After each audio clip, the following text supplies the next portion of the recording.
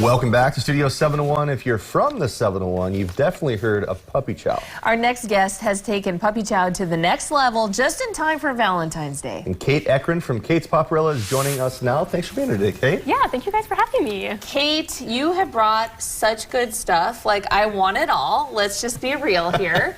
I want the flowers. I want the gourmet puppy chow. I want the hot cocoa dippers, so the fun. gnomes. Oh. You are an artist. We have to talk about that. Okay. But first of all, how did you come up with these different puppy chow flavors? Well, you know, when I first started, as you guys kind of know about my business already, with cake pops and cake balls, I love offering a ton of different flavors. I have over 150 flavors. And so when I came out with puppy chow, I'm like, it would be so fun to, let's have specialty flavors. Let's be fun. Let's have something different and gourmet and something that you're not going to find anywhere else. So actually, my puppy chow, something a little bit different from typical puppy chow, which, as you shared earlier, normal puppy chow has peanut butter in it, which currently, right now, none of my flavors actually contain peanut butter. Nice. Which is great. Like I said, I'm a parent of a child with a peanut allergy, so that is wonderful news whenever you can have treats that don't have peanut butter in it. Yes. The 5 flavors that you brought for us today, what are they and which one's your favorite? Okay, so I introduced 3 new flavors this year for Valentine's Day, strawberries and cream, red velvet, and cheesecake.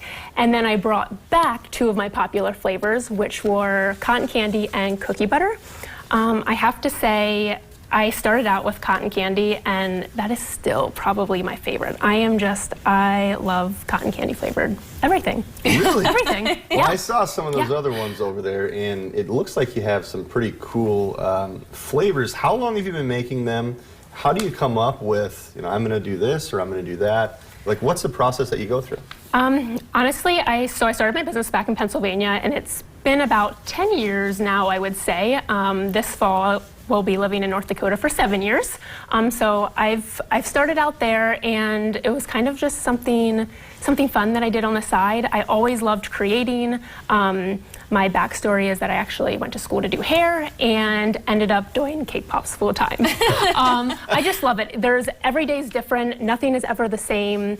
The designs are always fun and different, and I get to bring people's creations from birthdays to baby showers to graduations. I get to bring their orders to life, and it's so much fun. I think I saw on your social media that you said gender reveal cake pops are your favorite, because then they bite into it and you see pink or blue. It's so fun. It's actually fun. I've done a handful of them. It's one of my favorite things to do, and I'm pretty sure every single one I've gotten so far has been a boy. So I'm looking forward to getting a girl. Is it kind of fun? You know the secret before anybody else? They give me the envelope. They drop it off like the day prior, and it's literally so much fun because no one knows. And then my last one, all 12 of them were.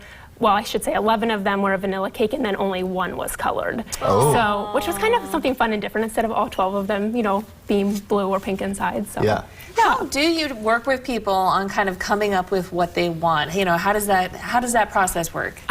So we do a lot of messaging back and forth, whether it would be on Facebook or Instagram or texting, emailing. I'm very visual and I love pictures. So if you have an idea, I'm most likely going to provide you with a picture of something that I think for inspiration that would be a great idea.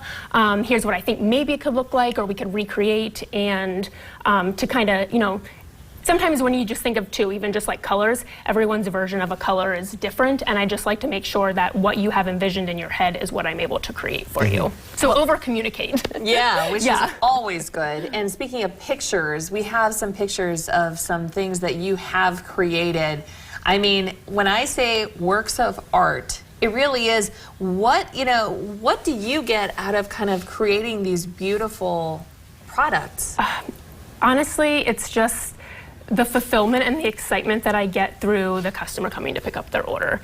Sometimes when you're just in the moment creating, my favorite part is when, the mom or the daughter or the son come over and they pick up their order, and it's like, wow, because I feel like I try to over-deliver, The picture might be cool and great, but I want you to be like, this is the coolest thing that I've ever seen. And I get to eat it. Yeah, and it tastes good. Yeah. So, yeah. And Kate, is there any order too small or too big? And I also notice you tend to kind of specialize in individual pieces. Can I get a big cake? What do you do?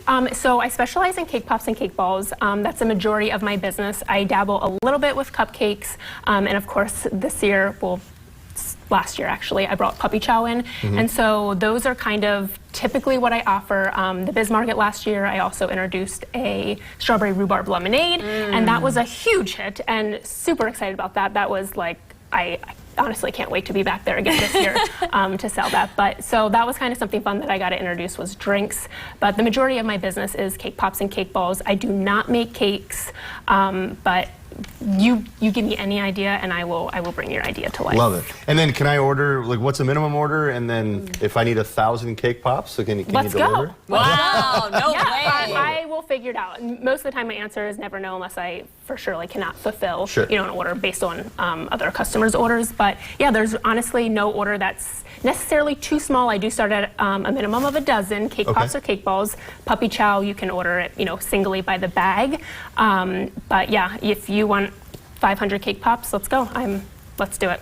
I saw a theme also on your Facebook page of like little Mountain Dew cake pops, which I was like, and golf balls, and I was like, I bet you see a lot of interesting requests. I do. I will tell you a majority of the time that I've done this business, I have no idea what the character, the show, the whatever it is they are telling me about, because I'm like, okay, let's Google that quick and see, if that's a character, is that a show, is that like, what can I make out of that, But yeah, honestly, it's so fun. And I get to learn a lot too, to be honest. Well, I can't imagine how good it smells in your workplace from baking and making and all this beautiful stuff. So that's what everyone says, to be honest. I think I've just...